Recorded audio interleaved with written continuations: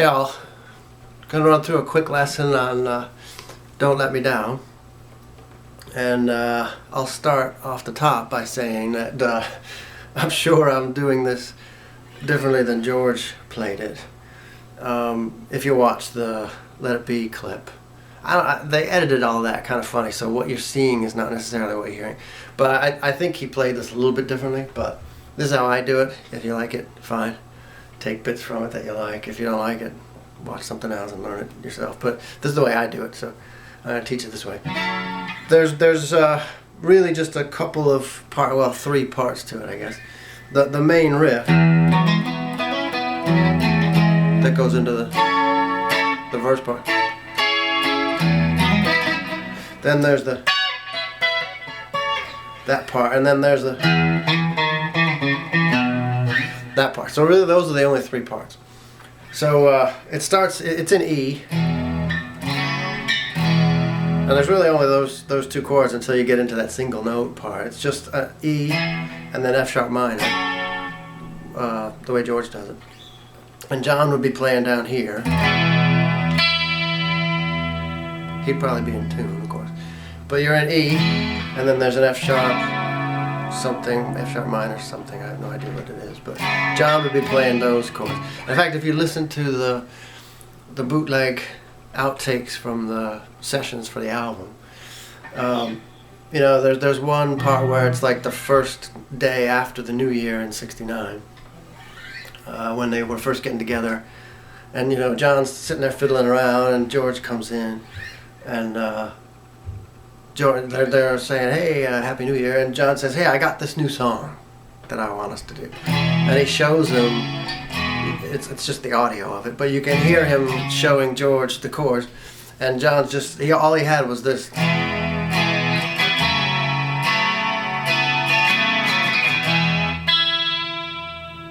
And that's the birth of it. And even when you hear that, you can tell that he must have written this one and Sun King at the same time, and then they started at the same place and took two different paths. But they really just were both rooted in the same couple of chords there. So it starts with this. And that was an invitation, incidentally, to all the people who tell me I talk too much and I should shut up. So we're 2.5 minutes into it and we haven't really started yet. But anyway, this is how it goes. Right, that part. So it starts with that low note, which I don't think the guitar hits, but the bass does anyway. And then it goes into... Right, so you got your A and your D covered at 9, and then hammer on the A string from 9 to 11, but hit both the A and the D when you're doing it. And then on that third little part, it's the D and the G, both at 9. And then while you're still hitting the D and the G, the D gets hammered on and off from 9 to 11. So that's all you got so far. And then, so the last part is A, 9, 12, 11. Whichever fingers feel right to you. But you're going to hit that low E note while you're doing that part. Which what you end on is an E, like a bar at E, except instead of the A being at 7, it's up here at 11. Right, you could hit it as a full chord, I guess. So on that, I kind of hit all the way through the G string, and don't bother with the B and the E up there. Don't let me down. That's just F sharp minor 7. Don't let me down. Don't let me down.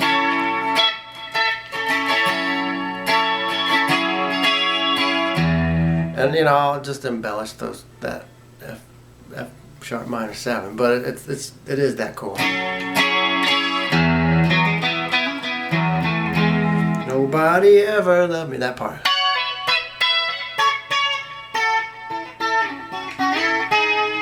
This is the part that I imagine George played differently, but this is how I do it. Starts on the B and the E at 14 to 12. Alright, so let's just do that little part, break it into pieces. So 14 to 12 on B and E. Then it goes to 14 for G and B.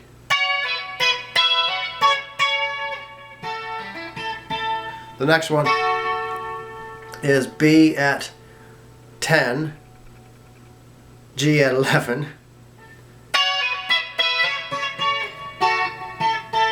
and on that next one, the one after that, it could, I guess, the G string goes down 2, so the G goes from 11 to 9, but the B stays where it is at 10.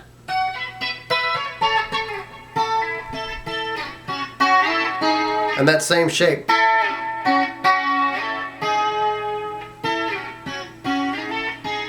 Same shape slides to. So now G is 6, B is 7.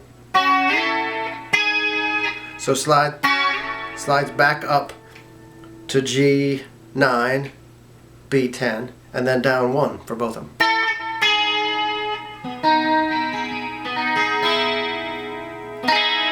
And ends on that chord, which is D at, what is that, 9? Yeah, D9, G8, B9. With a high E open. I guess you could cover the high E at 7. And then, again.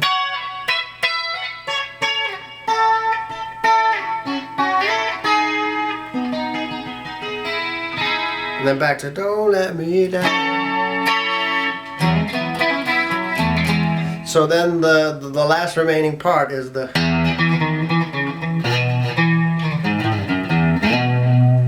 So it starts on a low E. We're just going to break it into little pieces. So that's A string 7, 6. So 7, 6 on the A, 7, 4.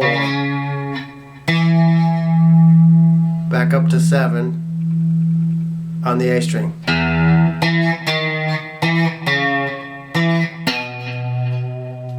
7 on the E, the low E.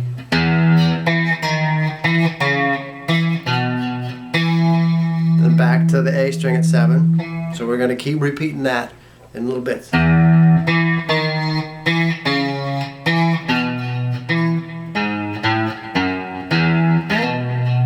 So that last part is all on the low E string.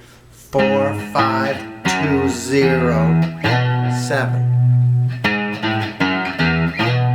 Alright, so let's run through that, the whole little single note thing so far.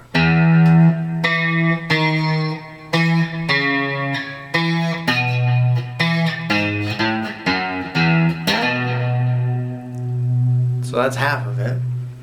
And then it's. Right?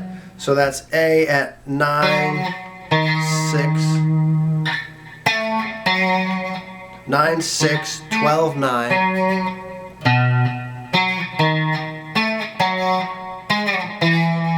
That goes 11, 7. Alright, so it's.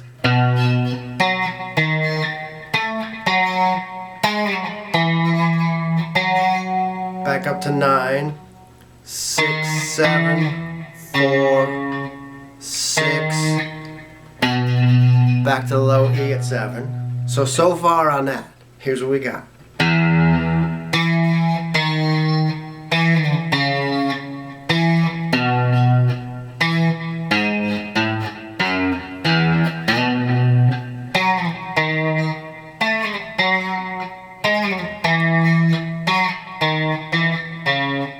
Again. Whoops. Wait, see, it got me messed up now.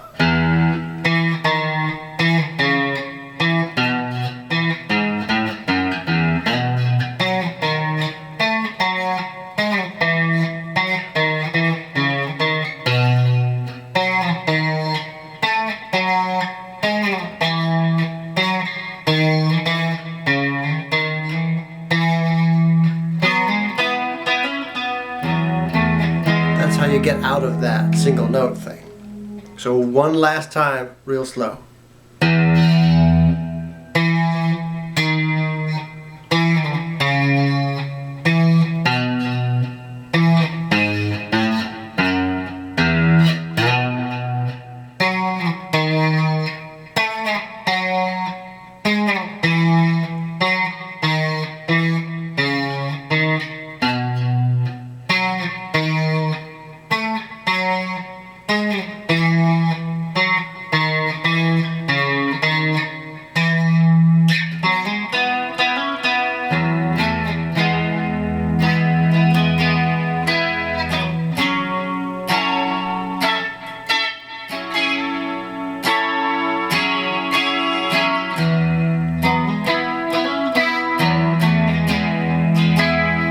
And it ends on one of those.